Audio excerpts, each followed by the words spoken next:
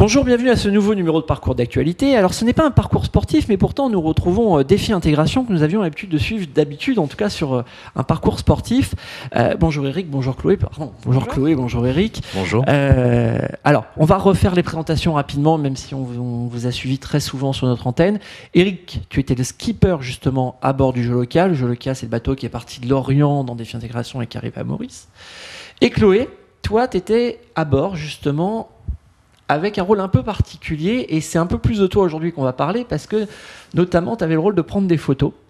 Et on retrouve aujourd'hui donc 2 livres qu'on retrouve en vente partout, à la Fnac, Virgin et chez les meilleurs libraires, qui est d'un côté Libertalia, qui est un récit donc de Gérard Janichon, et d'autre côté une série de photos comme ça qui ponctuent toute la traversée et l'aventure, parce qu'il y a même avant la traversée du Joloca. Alors ce livre, justement, il avait pour but de faire quoi exactement? Qui veut répondre?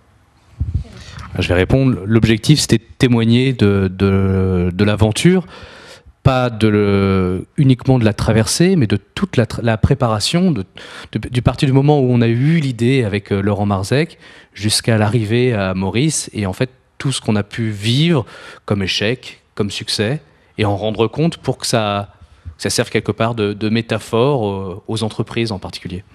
Et pourquoi lier 2 livres? C'était un choix. Au début, on pensait faire un livre de photos et textes, un grand beau livre, mais on s'est dit que les gens ne le liraient pas, parce que généralement, les beaux livres, on les feuillette et on les lit pas. Donc on savait que c'était un récit fort, donc il fallait le raconter comme un récit, et on savait aussi qu'il allait y avoir de très belles images. Donc voilà, c'était un choix et un risque aussi de la part de l'éditeur de se dire, on fait 2 livres en un. Oui, parce qu'en plus, le risque, c'est qu'on est obligé de prendre les 2 en même temps, en fait.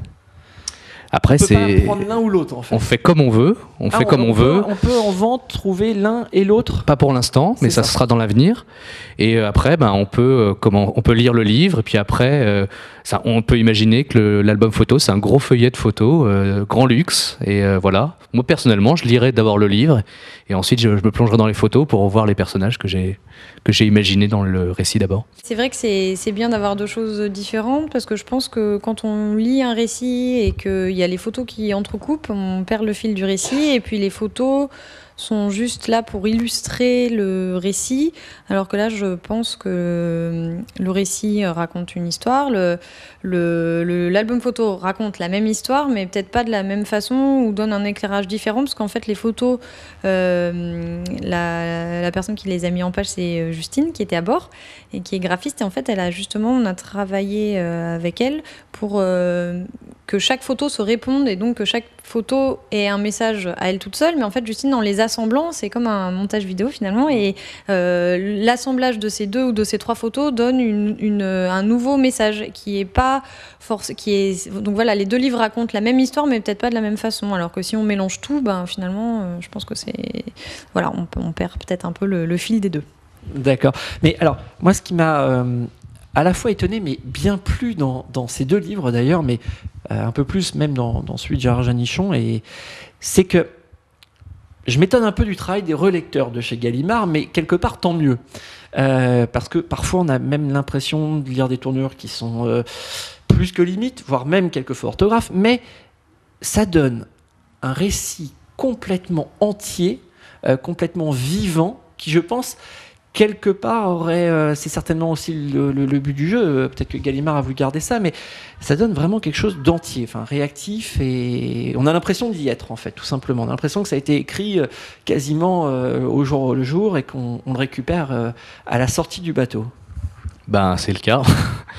Il faut savoir que Gallimard a pris un risque, c'est-à-dire qu'ils sont partis en disant, quand le bateau arrive, et on ne sait pas du tout, on sait quand un bateau part, on ne sait jamais quand il arrive, et il faut rendre tout de suite les textes, et ça part à l'impression. Donc ça a été un peu une performance d'éditeur, parce que ça a vraiment été compliqué. Donc il y a des dommages collatéraux, c'est vrai qu'il y a des relectures qui n'ont pas été faites, et on peut trouver des fautes qui ne sont pas de l'habitude de Gallimard, mais voilà. Il y a certaines tournures qui sont laissées de façon volontaire de la part de Gérard Janichon. C'est dans le discours des équipiers, parce qu'il a voulu garder des tournures voilà, un peu de fraîcheur, un peu de vécu. Donc il y a des choses qui sont pas correctes, mais voilà, c'est comme ça qu'on s'exprime. Et donc voilà, ces deux choses, c'est la rapidité, la performance de l'éditeur qui laisse des plumes un peu, et puis une volonté de faire frais. Alors, laisser des plumes, moi j'étais vraiment positif dans cette remarque, parce que justement, je trouvais qu'on retrouve de plus en plus dans les livres en règle générale, on trouve du côté aseptisé, on trouve du... Lorsqu'un éditeur veut présenter une aventure, elle est toujours magnifique cette aventure, ou alors quand il y a des difficultés, c'est qu'elle est romancée.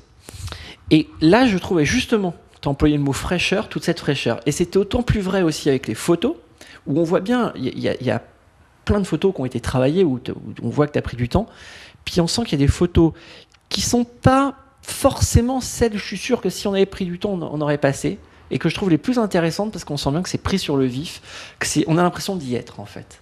Et je sais pas ce que tu en penses, mais...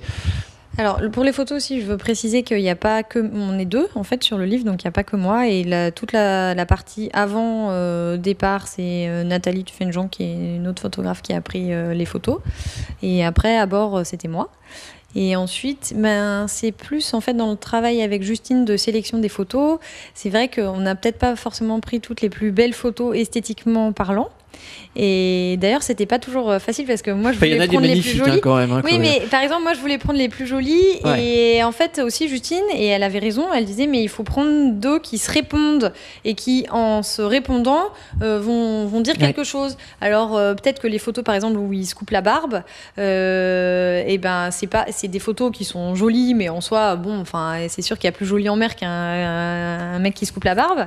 Mais en fait, on en voit deux qui se coupent la barbe, et ensuite Nicolas qui coupe la barbe d'Olivier, parce qu'Olivier est aveugle, il peut pas le faire. Et donc en soi, c'est pas des photos qui sont esthétiques pour la mer, mais c'est des photos qui veulent dire énormément de choses, et du coup on a plutôt privilégié ça, tout en essayant de montrer quand même la beauté de ce qu'on a vécu, mais des petits gestes au quotidien et des choses comme ça qui montrent toute l'importance de l'aventure. En fait, c'est ça l'aventure, et c'était pas qu'une aventure jolie et esthétique. C'est ça. Non, mais on le ressent bien dans le livre. Juste par rapport au récit, là c'est clair qu'on n'est pas dans le roman. Alors. Gérard Janichon a raconté ce qui s'est passé. Donc il y a des choses belles, il y a des choses un peu moins belles. C'est juste la vie d'une équipe avec ce que je disais tout à l'heure, ses échecs, ce qu'il y en a eu, et ses succès, ce qu'il y en a eu aussi. Voilà, donc il y a on garde toutes les difficultés et tous les bonheurs. Eric, alors on était au départ à l'arrivée, on vit quand même. Moi, j'en garde quand même le succès. C'est vrai qu'un petit peu en off, on se disait attention, en soi, la performance, c'était aussi de marier justement des personnes valides et des personnes handicapées. Mais ça reste une performance sportive, une performance surtout humaine. Pendant 3 mois, être à bord d'un bateau tous ensemble et de cohabiter. C'est la performance humaine. Aujourd'hui, aller de Lorient à Maurice en bateau, c'est plus un exploit. En revanche, le faire avec un équipage mixte et que chaque équipier apporte quelque chose à l'équipe, ça, c'est un véritable exploit, une véritable performance. Et c'est ce qu'on a voulu faire. C'est que chaque équipier est responsable du succès de l'aventure. Et oui, ça, c'était vraiment un beau succès. Parce que les 2 quarts, donc, qui étaient composés d'une personne valide et d'une personne handicapée, les 2 quarts ont vraiment fonctionné en pleine intelligence. Et il n'y avait pas le valide qui faisait quelque chose pendant que le handi était sur la photo. Pas du tout. Ils ont travaillé et chacun apportait quelque chose. Et si on en enlevait un, ça marchait plus du tout. C'est ça. Alors moi j'avais une autre question. Qui a eu l'idée de faire les petits portraits à la fin ? Parce que ça donne un vécu. Non mais alors c'est vrai que c'est assez. On a l'impression d'être au quotidien là, pour le coup, lorsqu'on lit le livre et qu'on regarde à la fin ces images, de voir l'évolution en temps réel. C'est un petit peu... Lorsque j'étais môme, j'avais des petits livres où on bougeait les feuilles et on voyait un dessin animé. J'avais l'impression de vivre ça, en fait.